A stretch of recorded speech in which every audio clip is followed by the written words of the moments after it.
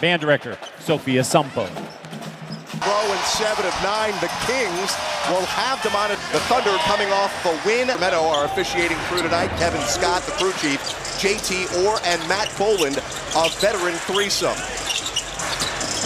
Sacramento in the black jerseys, and what a surprise, the man who lives in the mid-range. You want to run guys off the three-point line. But with Tamar, you want to run him off the two-point line. He is deadly from that mid-range. Jet Holmgren just back from a hip. A double big lineup here by Mark Daigneault and the Thunder. Yeah, and what a luxury, right? Because they can, not that they're experimenting, but they can try all the different types of lineups. And the reality is, we know when you get to the postseason, you're going to have to play different styles against different teams. Forward roll there with the driving kick. Keegan Murray with the jumper there, and it is a 5-2 lead as he knocks down the three. You see Isaiah Hartenstein wearing the face mask. Holmgren back-to-back, feeling good. And how about Hartenstein assisting on both made field goals? That inverted offense you see so often now with the bigs playing up above the free throw line. It creates so much space in the half court. So a tie game here in the opening moments.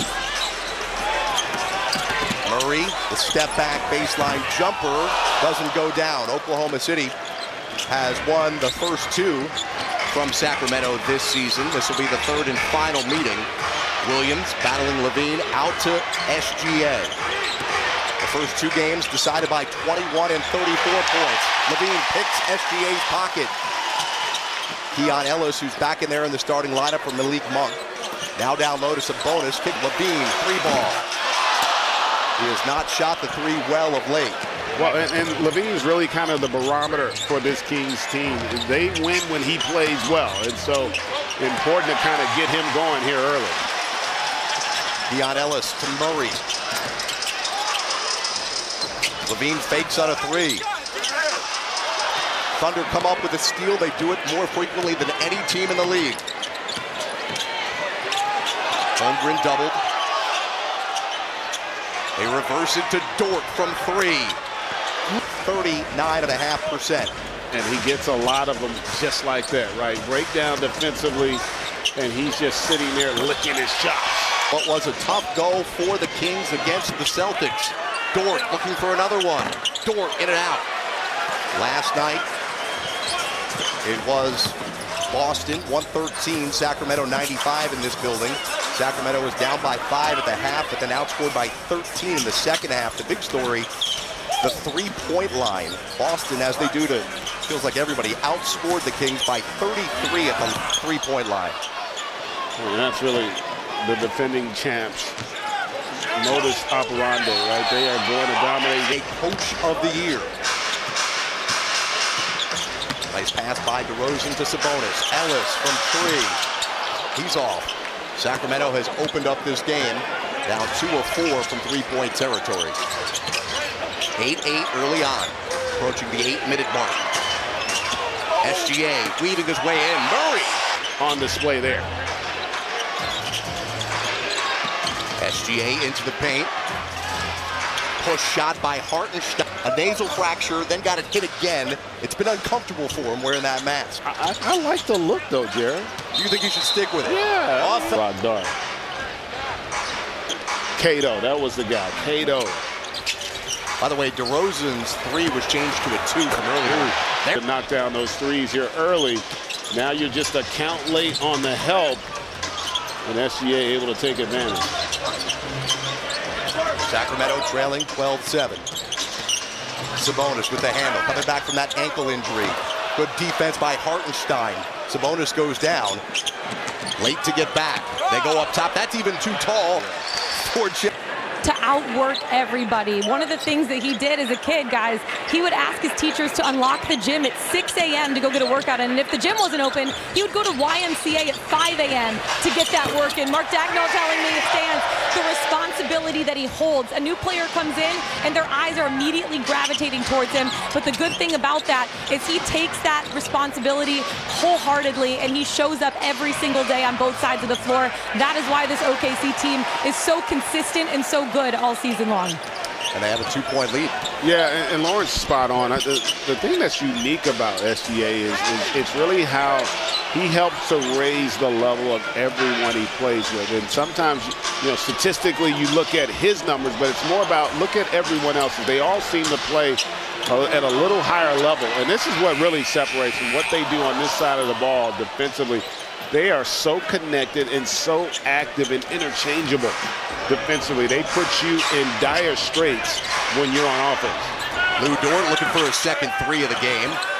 We just saw that last turnovers per game. And they're not too shabby on this end either, G. No, they share, their chemistry and connection on both sides of the ball, really almost unmatched in the league right now. The league leader in scoring, Shai Gilgeous-Alexander. Easy, so smooth, particularly on that baseline. Keon Ellis left open. Tip back up and in by Ellis is in there once again. He is starting for Malik Monk, who is out with an illness. Jay into some trouble. Ellis knocks away. Laravia nearly comes up with it. It's Hartenstein over to Dort.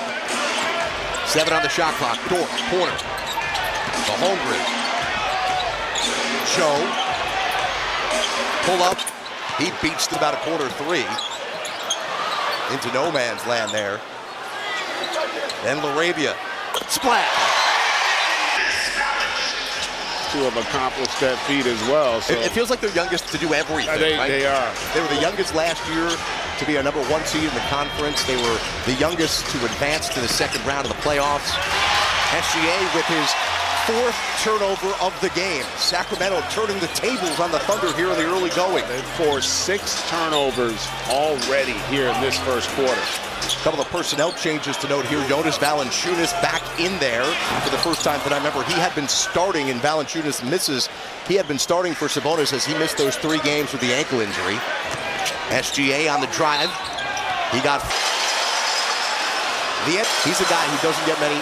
Seeing a lot of different lineups and rotations for OKC. Keep in mind when you talk about Sacramento, they played last night, and that probably plays into Doug Christie's thinking of trying to get guys engaged and involved early.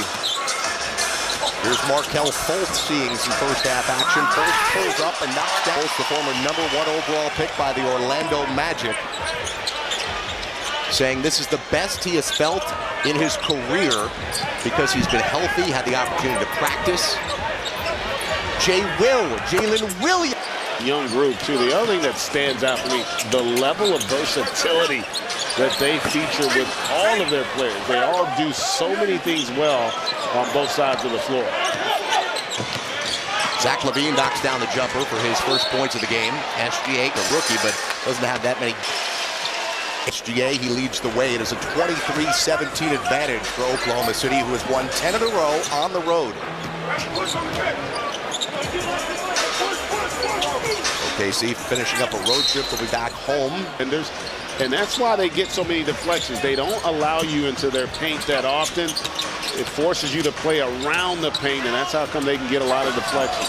Fultz with the creative move, but the good defense by Jalen Williams. No J-Dub. The other Jalen Williams is out for a 7th straight game with a hip strain. There's Dylan Jones from down. We just talked about it. What they do well defensively of not allowing you to get 2 feet in the paint. They do the opposite on offense, and there you see they're going to need him to step up offensively. But that ability to get 2 feet in paint as an offense, it allows you to put the defenders in rotation, and then there's such good decision makers and 3-point shooters all over the floor. Offensive game.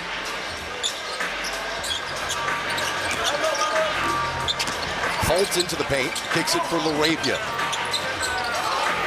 LaVine gets past Caruso. It's typically only called on the defense. Right. Caruso to the sign Hartenstein and bring in Caruso. 2 Sign up on NBA.com/League Pass to start $81 million extension, which will keep him in a Thunder uniform through the 28-29 season. He's dealt with some hip injuries to both the left and right hip throughout the year. Being very cautious with him. Obviously, Mark Daigneault telling us the goal here now, with 3.5 weeks to go, 11 games to play, be healthy, but don't get rusty going into the playoffs. Fultz up high, hits the back of the iron, bounced around. SGA has it. He's playing with 5 turnovers right now. SGA strong to the cup. Fultz gets there, deflects it. Here's Joe, and they will take